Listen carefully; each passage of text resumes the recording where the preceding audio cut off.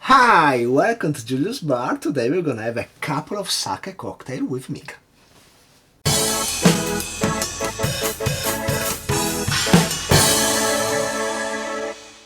So today we have our first guest here at Julius Bar. She's Mika.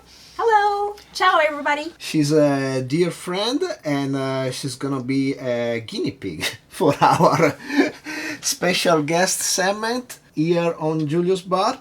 I thought about a couple of cocktails that she might like. Mm-hmm. She's been working in HR for about 20 years. Yes.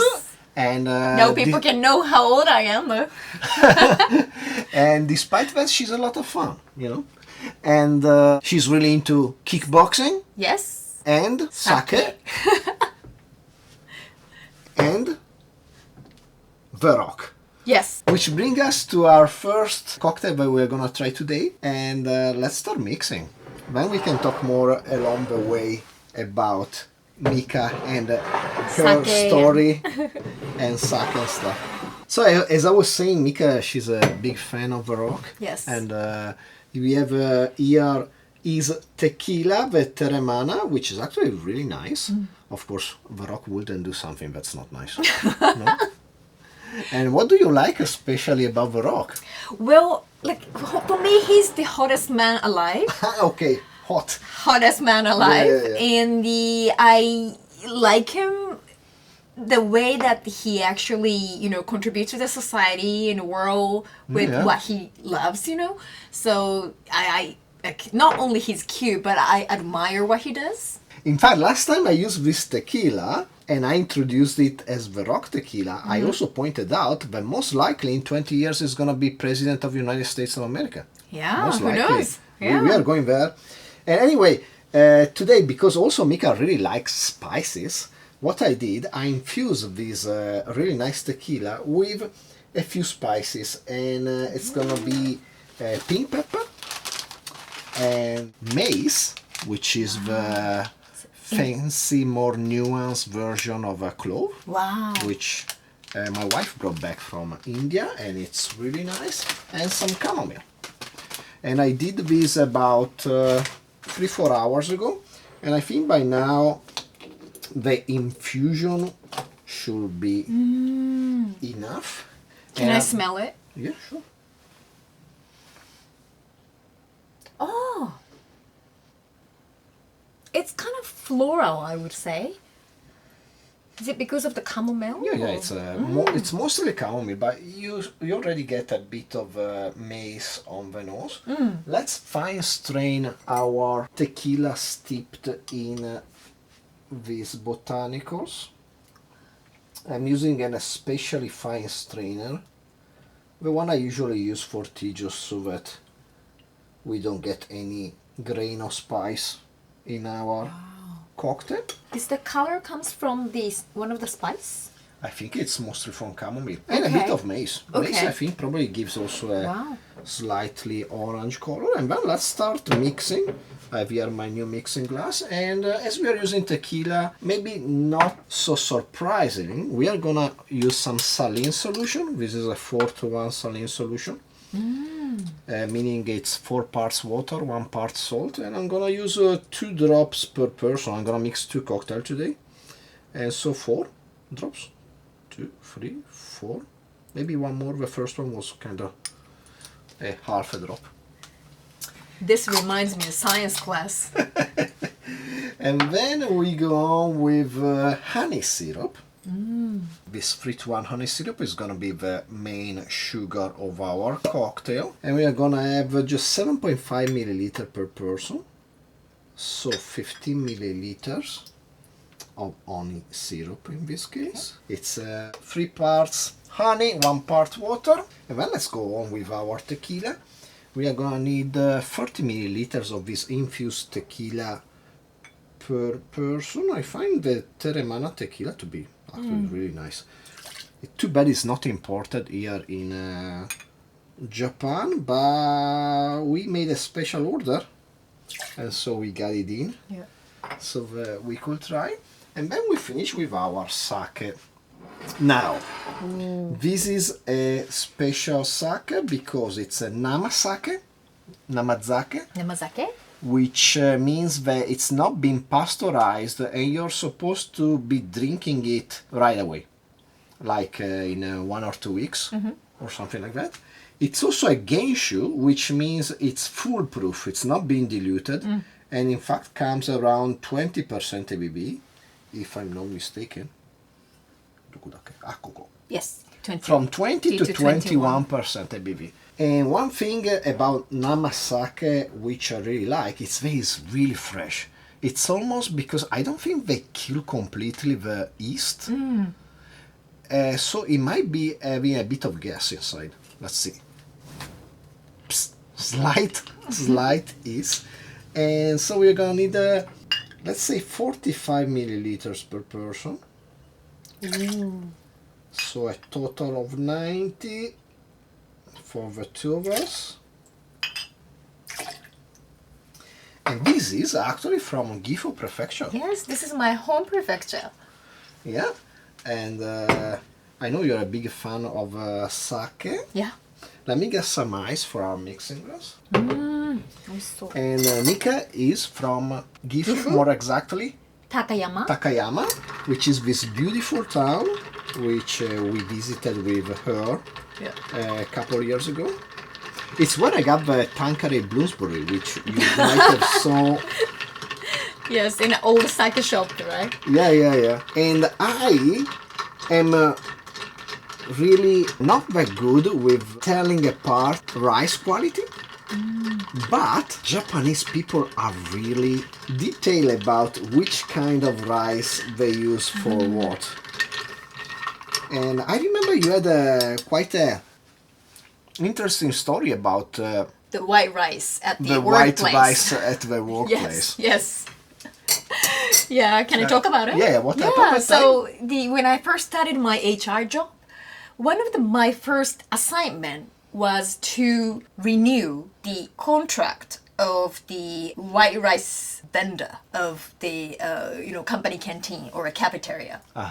And the reason was the employee group, they didn't like the white rice that company was providing, and they were even complaining about how that quality of the rice would impact their mental health. So one of my assignment as a fresh graduate new HR was to find the finest white rice. White rice for Yes. this, For employee. Yeah, for employee which lunch. was their main Yes. complaint. Yeah. Right, let me get some chilled glasses. I got to ask, how did you get into HR? Was this something you studied? Yeah, if I remember correctly, my first interaction with HR as the job, category was when I was in university. I was writing a report about how international enterprises are going to expand their businesses in the global field, and there was the evidential data that those companies who focused on the organizational part, then those company has actually made a big success compared to the other groups that didn't have a much focus on the people and organization. So I thought from people part of perspective, I might be able to become a business person. Then that's how I got into the HR job. Because what was your field of study in university? So I majored international relations. Okay. Yeah, from the enterprises and business perspective. Well, let's try this cocktail. Nice. Wow, it's beautifully golden. Cheers. Cheers. I would like to call this cocktail Mika and Varrock. Ooh. We have Mika, we have Varrock, Lovely represented name. by the Tequila, and it's a cute name that also sounds kind of like a fairy tale. Nice. Cheers.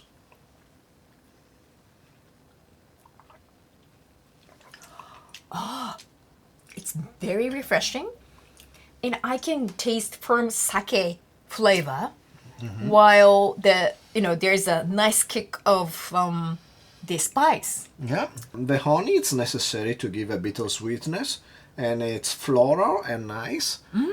And you can still feel the bit of the tequila funkiness, but the predominant flavor is the one really fresh of the sake, which is kind of nice and fresh. It's you almost has this tingly effect on your tongue of this namasake. Which it's really nice. I don't know if it's exported. Probably, most likely not. You will never be able to find it in other countries because it's fresh. You're supposed to be drinking it really fast. Be kept in the fridge. Keep it cold, over time. But it's really nice. So if you come to Japan, you might wanna give it a try. Yes. Namazake. And what's the season of namasake? Usually the fresh sake is brewed in the winter timing. So, anytime that is cold season in Japan, that is, you can get the fresh namazake. Yeah, in fact, now we are shooting the beginning of February, and this was the last chance I had to buy namasake. Probably they stopped the production around this time. From now on, it's just going to be normal sake, not nama. Nice. So once you solve that problem with the white rice, didn't they have only one other complaints in your first job? Was it something about ghost? Oh, yes. Yeah. Yes. Again, the group of employees complained, or they come to the HR, and they were very serious about, telling the story to us that they saw the ghost in one of the meeting rooms. So they asked the company to invite the, Japanese Shintoism priest to do the prayer. An exorcism. Yes, exorcist type of things. Yes. So they wanted to, of course, treat the ghost with the proper way. Respectfully. Yes, to because let the ghost to go, wherever they are supposed to go. We all know the Japanese ghost might be really scary if they get mad. Yes. So they said there was some shadows in the window, or curtain was kind of swinging. Even the door, the window was not open. So they were giving us a whole bunch of evidence that the reason that they believe the ghost is there. Then again, me as a fresh graduate, first year HR, my boss has asked me to call whoever the priest and invite that person to do the it would be an exorcism. I don't know what's in that. Yes, in Japanese we call it oharai. But like to wash. So making a prayer to the ghost or the spirit. And let the ghost peacefully, go to where they should belong to, whether that is heaven or wherever.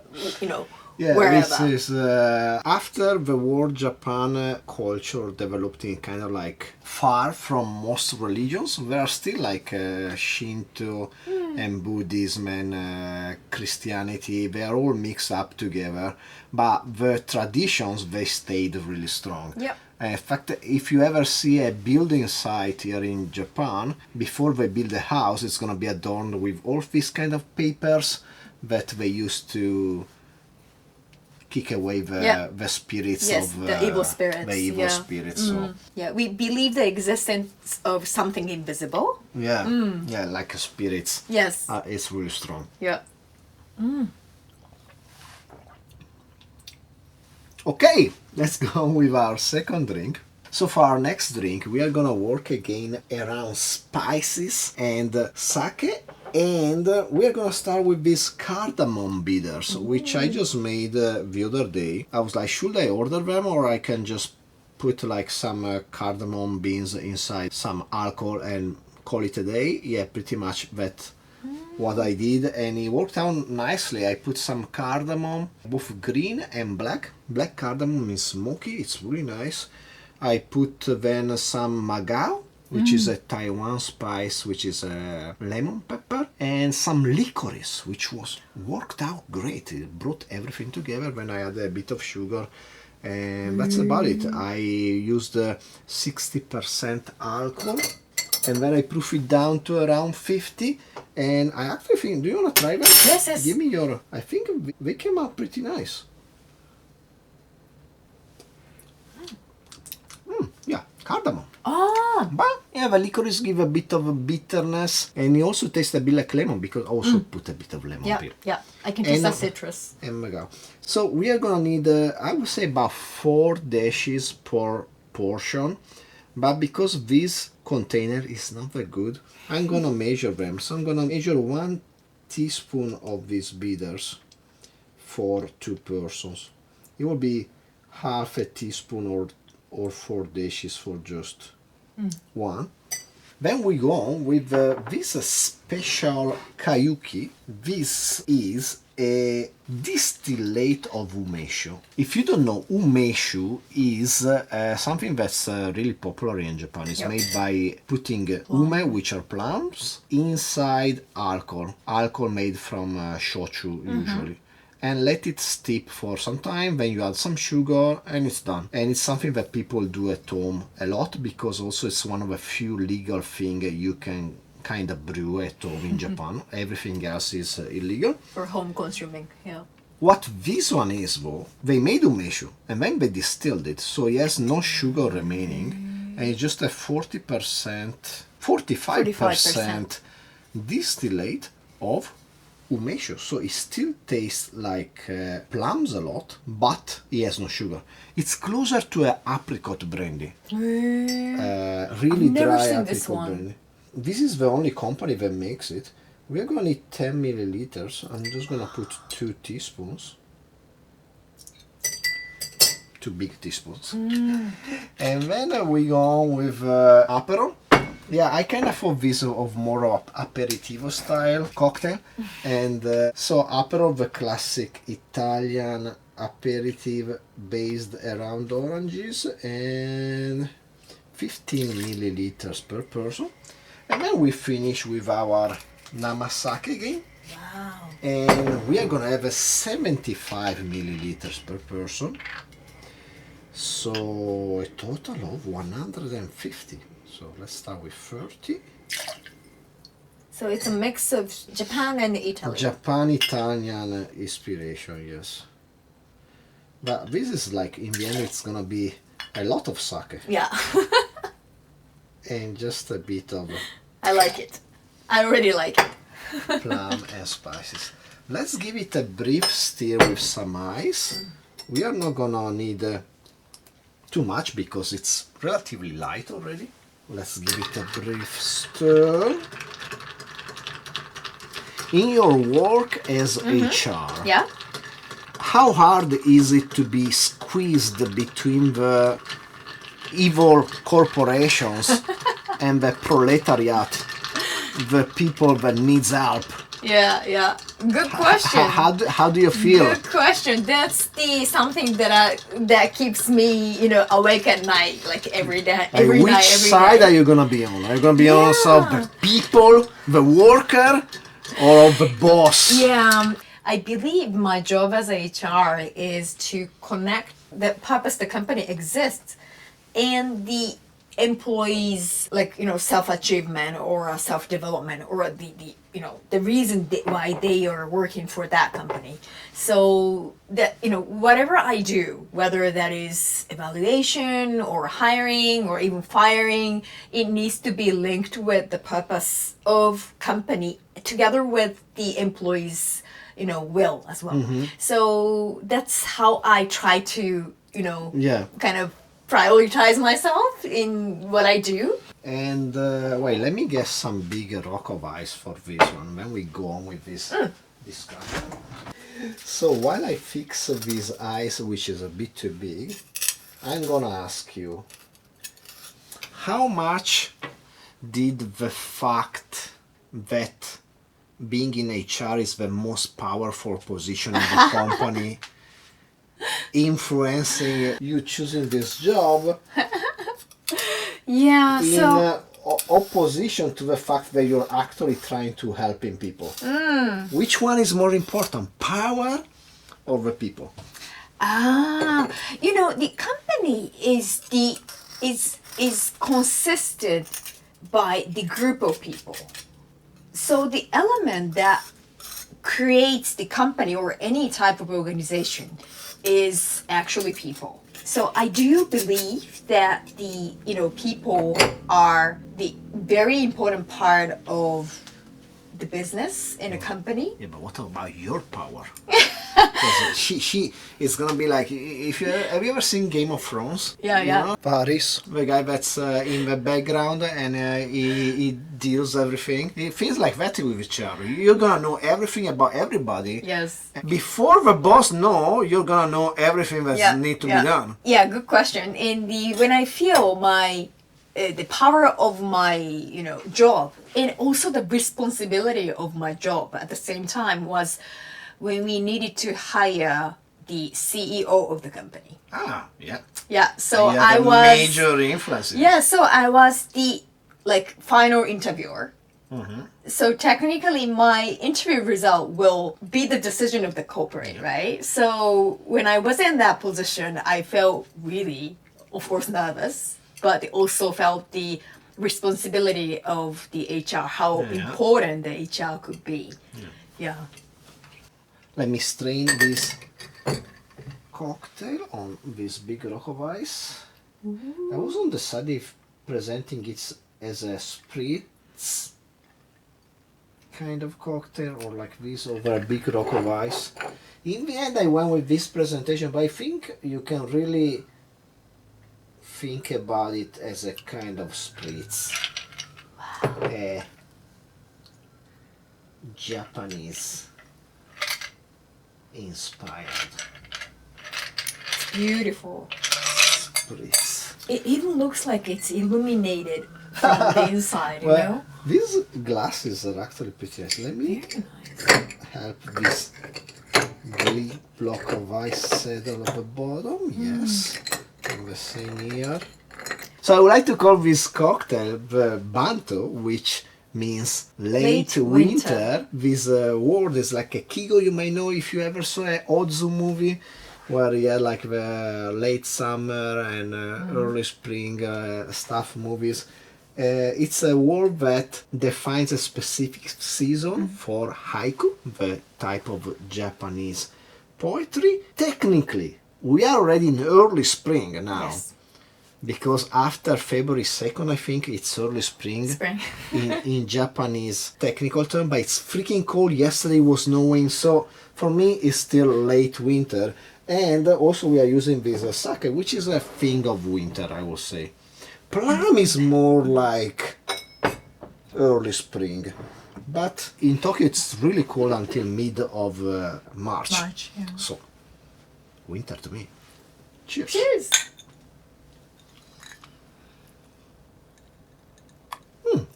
Ah, 梅だ. Yeah, yes, a tiny bit of plum flavor, which I think matches well with the Aperol. Of course, most of the cocktail is made of namasake, which gives the background over which the other flavor develops. The cardamom bitters are definitely needed to give added spice, and I think you can, depending on your bitters, you can put even more, because it really matches well. You can put double amount if you like spice. You can go ahead and do it. This is like a light one. Wow, 美味しい. I can really taste the light touch of ume, but it's different from the umeshu. Yeah, it lacks the sugar. Umeshu would be kind of similar to limoncello in concept. You steep a fruit in alcohol, then you add a whole bunch of sugar to make it palatable. In this case, it's a distillation of umeshu, so it's closer to the plum brandy. Yeah, that's why I say it's also similar to an apricot brandy. They're kind of similar in the end, like as flavor profile. So if you enjoyed the video, please like, subscribe, comment down below, share with anybody you like and don't like. Steal yourself a sake cocktail, and hopefully I will see you next time. Cheers. Cheers.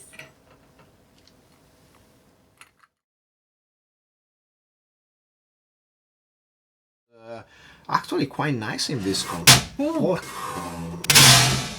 Oh.